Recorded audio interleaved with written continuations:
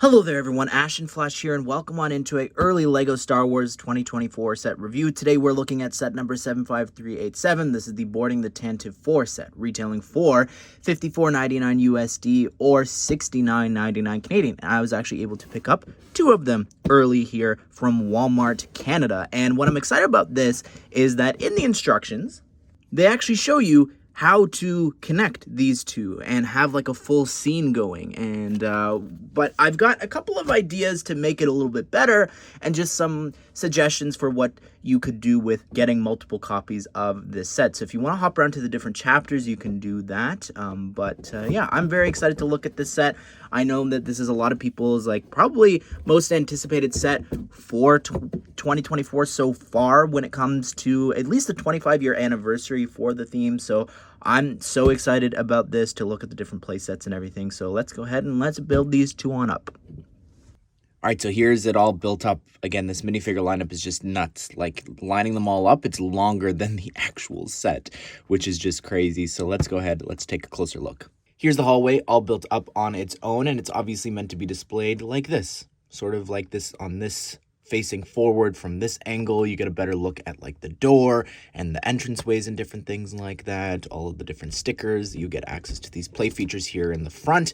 But as you continue around, just to show you here, there's a couple of things that you need to note, like all of these technicals, which is going to play a part in combining it.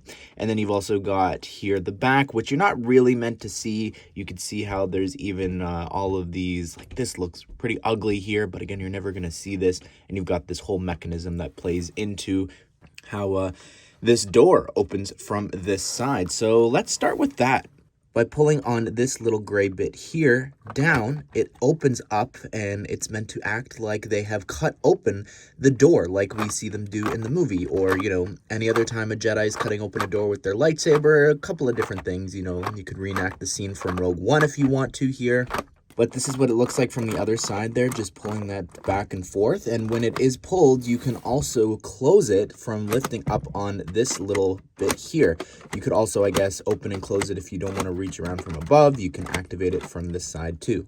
Detail-wise, as someone who loved LEGO Star Wars to the video game, like getting to sort of have this interior of the Tantive IV is just so special to me. Like, I just want to break all this stuff and get a bunch of studs and different things on the inside. We do have a couple of stickers there. You get one on this 1x2 slope there from underneath, and then you do this 4 times here. So you've got 1, 2, 3, and then 4 over here. I also love the arches and just how that looks there. Even down below looks great. I love all these ingots. They look amazing. You've got 4 other ingots over here. Now I want to set this set up. So by the way, when you open up the door, you can see you've got this part here. This little plate is meant to actually specifically be for Vader to stand on, and that's how he looks from entering through there.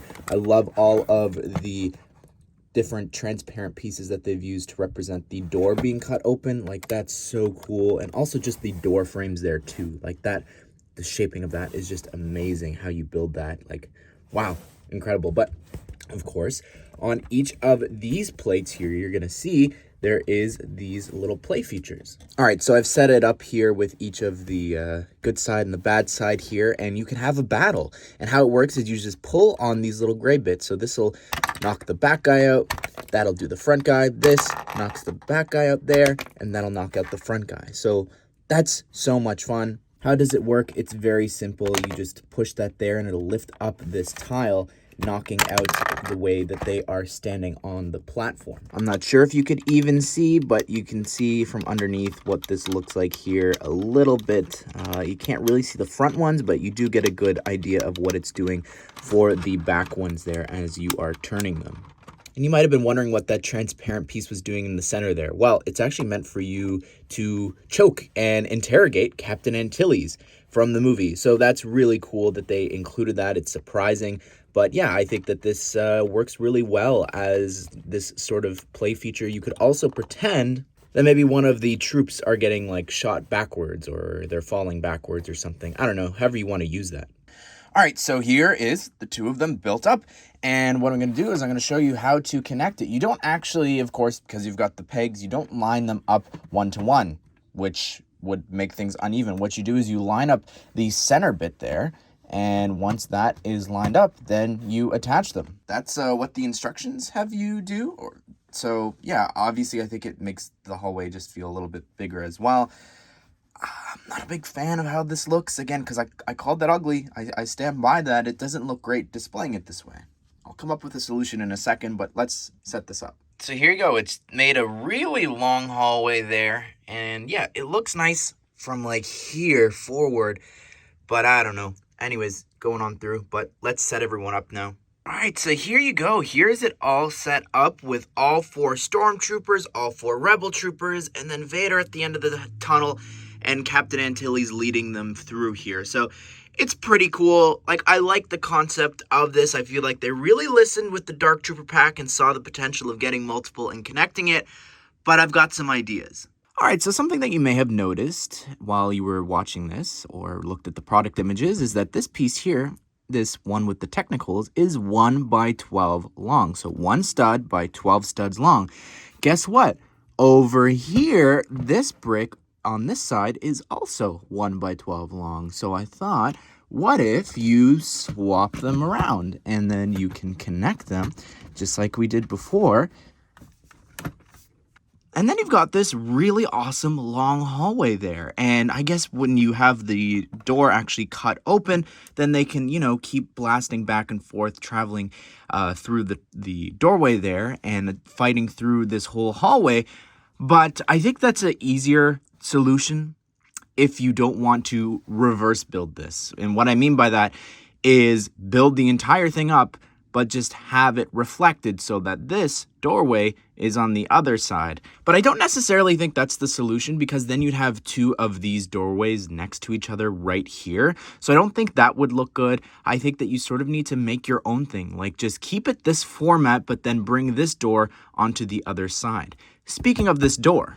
All right, so maybe on the other side of the hallway, of course, because you have Vader coming through one, maybe you want Captain Antilles standing by, but how would that door already be cut open? Wouldn't they just be using the door like normal?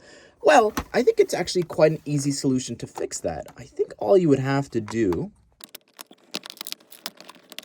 just get rid of all of those transparent pieces and put that flat end there, and you've still got the door working. And how does that look from this side? Well, it's just not open fully, but I still think that that gets the job across. Like, they're still walking through a door, and I think that looks better for just a working Tantive IV hallway, which goes back to when the reveal came out for this and I saw those technicals. I thought, you know, maybe they can do an expansion with C-3PO, Leia, and R2-D2. Maybe, you know, you could have, of course, just the 2 of them giving him the plans, but I think that adding 3PO, maybe you could have the escape pod section or something. Like, there is opportunities to expand this on out. And with some of your own modifications, maybe you can make an L-shaped hallway, which I think looks pretty cool. Looking at it here, coming down the hall, like, yeah, it's a little stuffy there, but I guess you could line it up, just pushing it out a little further there to line up that hallway just that much more. I think that's another good option and thing that you can explore doing. That way, if you get enough of them, you can make like a whole square for them to run around in. And here's my final suggestion and idea, is that you can actually take 2 of them and stack them on top of each other. It's attaching to this piece up here at the top. I think that looks pretty cool. I actually do. Like, I think that, you know, you could hide a mini kit down here.